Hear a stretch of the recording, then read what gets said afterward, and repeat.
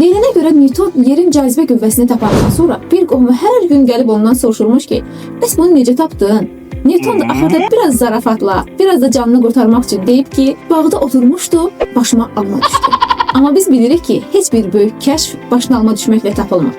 Hər bir uğurun arxasında onlarla, bəzən yüzlərlə uğursuz cəhd və həvəsdən düşdüyü anlarda belə dayanmayan bir iradə dayanır. Newtonun birinci qanununda deyir ki, əgər bir insan uzun müddət hərəkətsizdirsə, oxumursa, plan qurmursa, başlayacağı günü gözləyirsə, bədən o vəziyyətə öyrəşir. Amma bir dəfə hərəkətə keçəndə, bir dəfə başladıqda hərəkət artıq dayanmır.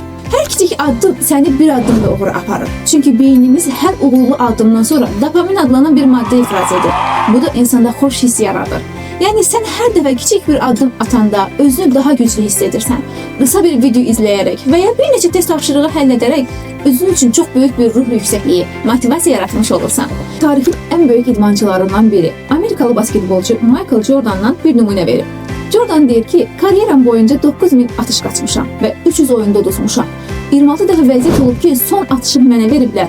Doğru atsam qalib gələcək, amma mən uduzmuşam. Məhz bu uğursuzluqlar sayəsində daha çox çalışıb böyük uğurlar qazanmışam.